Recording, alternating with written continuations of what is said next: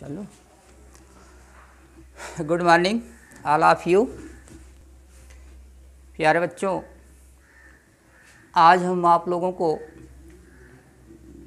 जीव विज्ञान का अंतिम चैप्टर फर्स्ट यूनिट का और अंतिम टॉपिक है जनसंख्या विस्फोट, पॉपुलेशन एक्सप्लोजन। तो इसको हम स्पष्ट कर रहे हैं। तो देखिए इसमें है क्या चीज़, जनसंख्या किस दर से कैसे बढ़ रही है और जनसंख्या के बढ़ने से क्या क्या समस्याएं उत्पन्न हो रही हैं, जनसंख्या बढ़ने के कारण क्या हैं और जनसंख्या को नियंत्रित करने की क्या युक्तियां हैं, इन सभी को हम स्पष्ट कर रहे हैं। तो देखिए आजकल इन दिनों जनसंख्या की गति जो है 2 व्यक्ति प्रति सेकंड की दर से या फिर कहिए कि 7 करोड़ प्रति वर्ष की दर से जो है जनसंख्या में निरंतर वृद्धि हो रही है। 2011 की जनगणना के अनुसार भारत की जनसंख्या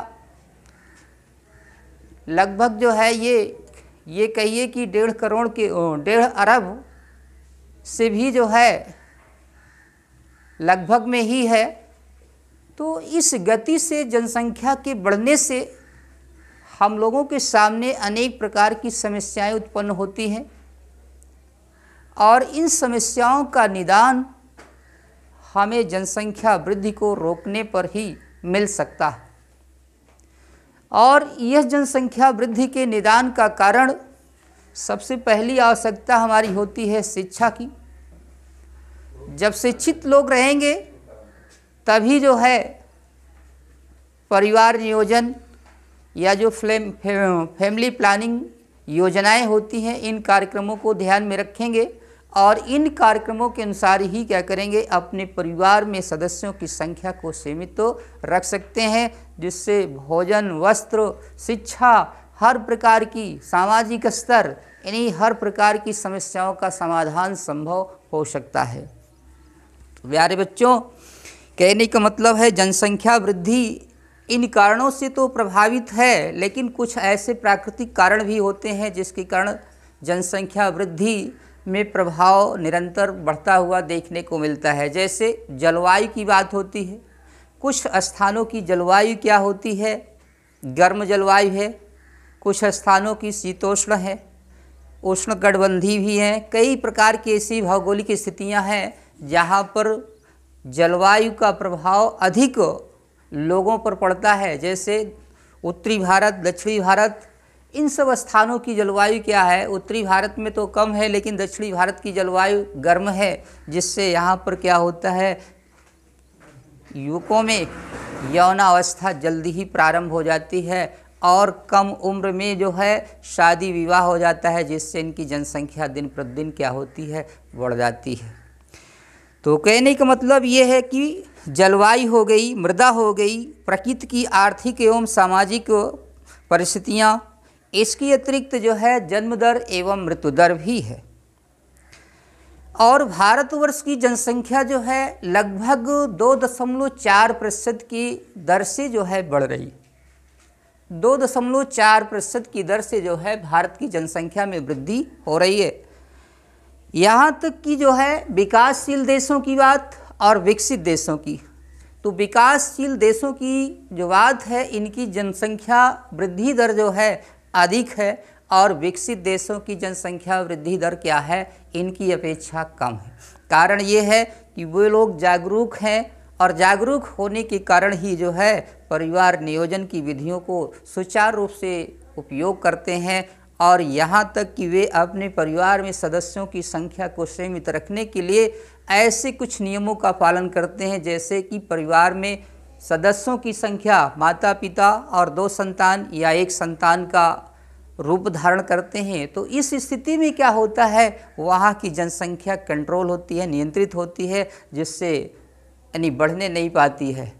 और विस्फोट की बात जो आती है, जनसंख्या विस्फोट का मतलब होता है किसी भी क्षेत्र में जो होता है निरंतर किसी अनियमित दर से अगर लोगों की संख्या में वृद्धि हो रही है तो ऐसी प्रक्रिया को, ऐसे लोगों की वृद्धि दर को ही संख्या में जनसंख्या विस्फोट या पॉपुलेशन एक्सप्लोजन कहा जाता है। अब इसकी कुछ ऐसी भी 3 प्रक्रियाएं हैं जिसमें 3 चरण बताए गए हैं कि 3 चरणों में, यानी प्राचीन धारणाओं के अनुसार कुछ ऐसे स्टेप बना दिए गए हैं, जिसमें प्रथम स्टेप है कि लगभग 20,000 वर्ष पूर्व की बात है, जब मानव क्या करता था, हंटिंग का काम करता था, अर्थात शिकार का काम करता था। तो इस समय क्या हुआ, वो शिकार करके अपने लिए जो है भोजन की जुटाने की व्यवस्था, या फिर अपने लिए रहने की व्यवस्था, या फिर हथियारों आदि का जो मतलब उपयोग करता था, उस समय भी इनकी जनसंख्या क्या थी, निरंतर बढ़ती रही। दूसरा स्टेप है कि लगभग 6,000 वर्ष की बात है, 6,000 वर्ष पूर्व की बात है, मानव ने क्या किया, इस समय कृषि का कार्य शुरू किया। और जब कृषि का कार्य शुरू किया तो इसमें क्या हुआ, नए नए तरीक़ों से इसमें सुधार लाया, और सुधार होने के साथ साथ इन्हें जो है और लोगों की आवश्यकता पड़ने लगी, जिससे निरंतर ये क्या हुए, जनन प्रजनन के माध्यम से अपनी संख्या में ग्रोथ करते रहे, वृद्धि करते रहे, और आज उनका मतलब परिणाम देखने को मिल रहा है कि निरंतर होते हुए ग्रोथ को, वृद्धि को ही जनसंख्या विस्फोट कहा गया। तीसरा स्टेप ये है कि लगभग जो है 300 वर्ष की, यानी 300 वर्ष पूर्व की बात है। इस समय क्या था, मानव विशेष रूप से खाद्य उत्पादन, उद्योग एवं औषधियों, इन सभी के निर्माण के लिए क्या था, जागरूक हो चुका। और जब औषधियों का निर्माण हुआ तो औषधियाँ क्या होती हैं, जो हमारे स्वास्थ्य को सुचारू रूप से संपन्न करते हैं, अर्थात हम स्वस्थ बने रहते हैं। और औषधियों के इस्तेमाल से ही जो है हम लोगों की मृत्यु दर में क्या हुई, कमी आई है।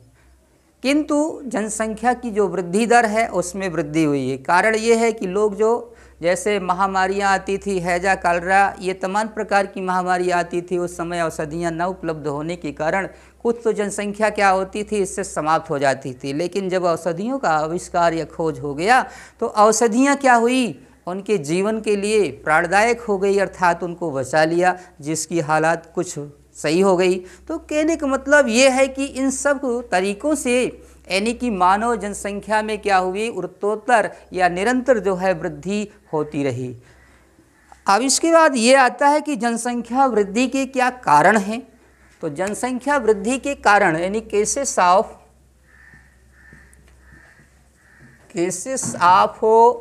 पॉपुलेशन या ग्रोथ, पॉपुलेशन ग्रोथ, यानी जनसंख्या वृद्धि के कारण, जनसंख्या वृद्धि के कारण। देखिए, जनसंख्या वृद्धि के कई कारण हो सकते हैं। कहने का मतलब है जो जनसंख्या आप देख रहे हैं आप, इतनी वृद्धि इसकी है कि निरंतर हम लोगों के सामने ऐसी समस्याएं उभर कर आ रही हैं जिससे हम लोग निरंतर क्या रहते हैं, परेशान रहते हैं। जैसे वस्त्र की समस्या, भोजन की समस्या, रहने के लिए स्थान की समस्या, सामाजिक स्तर के लिए, हर प्रकार से ये समस्याएं क्या होती हैं, उत्पन्न होती जा रही हैं। और इन समस्याओं के निदान के लिए हम क्या करते हैं, निरंतर अपने आप को व्यस्त रखते हैं। तो कहने का मतलब ये है कि पहला नंबर इसमें अशिक्षा है। अशिक्षा का मतलब होता है लोग जागरूक न होना, अर्थात उनको शिक्षित न होना। जैसे परिवार में सदस्यों की संख्या अनियमित रूप से बढ़ रही है तो हर प्रकार की सुविधाएं नहीं मिल सकती है कि सभी बच्चों को शिक्षित किया जा सके, सभी को वस्त्र उपलब्ध कराया जा सके, सभी को रहने के लिए एक अच्छे से मकान की व्यवस्था किया जा सके। तो कहने का मतलब है कि लोगों को शिक्षित होना चाहिए, और शिक्षित जब तक नहीं होंगे तब तक वे अपनी गतिविधियों पर नियंत्रण नहीं करेंगे, और जब तक गतिविधियों पर नियंत्रण नहीं करेंगे तब तक हमारे देश की जनसंख्या वृद्धि में कोई कमी, अर्थात कोई भी जो है अवरोध उत्पन्न होने वाला नहीं है। दूसरी बात यह है कि सामाजिक रीति रिवाज, देखिए सामाजिक रीति रिवाज और परंपराएं ये भी जो है हमारे लिए बाधक हैं। कारण ये होता है कि कुछ ऐसे धर्म होते हैं कि जहाँ पर पुत्रों का धर्म होना जन्म होना आवश्यक है, पुत्रियों का जन्म होना आवश्यक है।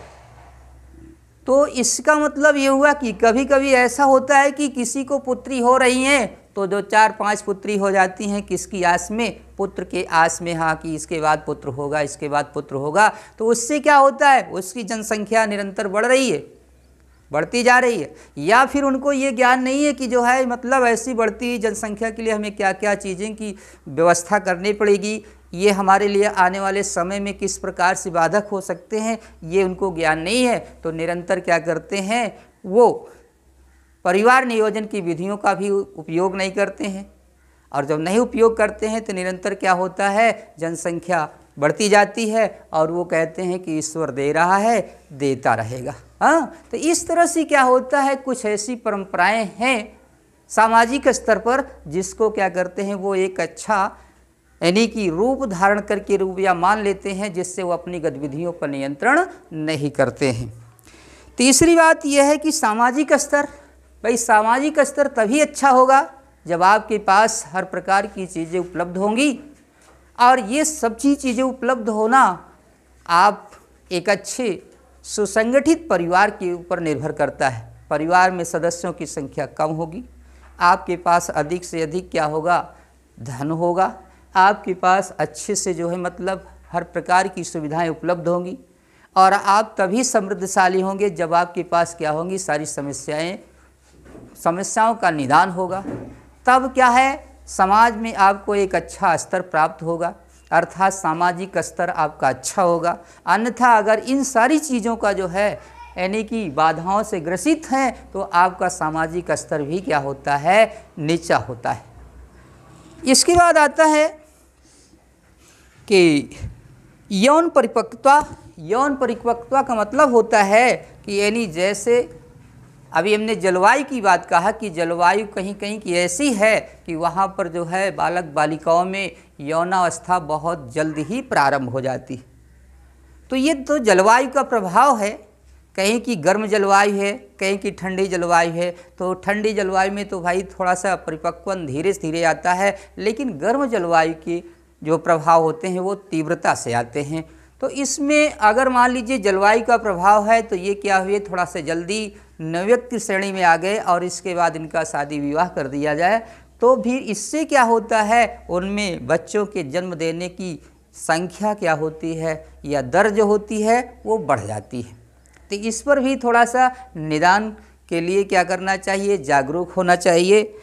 और अगली बात ये आती है कि जल्दी विवाह का मतलब यही है जन्म दर की अधिकता। भाई जन्म दर की अधिकता तभी होगी जब अल्प आयु में क्या होता है, यानी कि युवकों का विवाह संपन्न हो जाता है तो उनमें क्या होता है, संतान उत्पन्न करने की गति जो होती है अनियंत्रित हो जाती है, या कहिए फिर जागरूकता नहीं है। तब भी क्या होता है, वो संतानों की दर में क्या करते हैं, उत्तरोत्तर वृद्धि करते रहते हैं, जिससे हमारे देश की जनसंख्या क्या होती है, निरंतर बढ़ती हुई दिखाई दे रही है। अगला नंबर है मृत्यु दर में कमी। मृत्यु दर में कमी का मतलब ये होता है कि जैसे आजकल देख रहे हैं कोविड-19 चल रहा है। कोविड-19 में क्या हुआ, कोई व्यक्ति ऐसा है मरता हुआ नज़र आ रहा है। हाँ, कहीं कहीं पर रिमोर फैला हुआ कि जो है कोविड-19 कोरोना से उसकी मृत्यु हो गई। तो ऐसा है, इसके लिए भी जो है सरकार लगी हुई है, किसके पक्ष में है कि दवा बन जाए, इसका वैक्सीन तैयार हो जाए, जिससे अधिक से अधिक लोगों का इलाज हो सके और लोगों को यानी बचाया जा सके, जिससे मृत्यु दर क्या हो, कम हो। तो कारण ये है कि औषधियों की खोज या आविष्कार के द्वारा ही जो होता है यानी कि जन्म दर में वृद्धि और क्या है, मृत्यु दर में कमी आती है। इस प्रकार ये जो है यानी कि जनसंख्या वृद्धि के कारण थे। अब इसके बाद आता है कि जनसंख्या विस्फोट के यानी जनसंख्या विस्फोट है और इसके साथ साथ इसमें कुछ और समस्याएं जैसे शिक्षा की समस्या, रोजगार की समस्या, स्वास्थ्य एवं जो है चिकित्सा की स्वास्थ्य की समस्या और आवास की समस्या, अनेक प्रकार की ऐसी समस्याएं हैं जो जनसंख्या वृद्धि के प्रभाव से प्रभावित होती है। अगर जनसंख्या इसी गति से निरंतर बढ़ती रही तो एक समय ऐसा आ सकता है कि हम लोगों के लिए अनेकों प्रकार की समस्याएं एक साथ प्रभावित कर देती हैं। क्या कर सकती हैं? तो कारण ये है कि अगर हम लोग जागरूक होंगे, आने वाली भविष्य की पीढ़ियां जागरूक होंगी और शिक्षा जो यौन शिक्षा चल रही इसके प्रति जागरूक होंगे, परिवार नियोजन के जो भी संसाधन है उसके प्रति जागरूक होंगे, तो हमारे देश की संख्या क्या जनसंख्या वृद्धि जो होगी एक नियमित रूप से अर्थात नियंत्रित दर से जो है बढ़ेगी और इसमें हर प्रकार की सुख सुविधाओं का उतना हास नहीं होगा और ये सुख सुविधाएं हमारे लिए क्या होंगी, मिलती रहेंगी, जिससे हमारा स्वास्थ्य और देश का स्वास्थ्य, हमारा सामाजिक स्तर और देश का स्तर हर प्रकार से जो होगा समान स्तर पर बना रहेगा। धन्यवाद। इसके बाद हम नेक्स्ट टॉपिक जो है जेनेटिक्स शुरू करेंगे। अब ये नेक्स्ट वीडियो में आप लोगों को मिलेगा। धन्यवाद।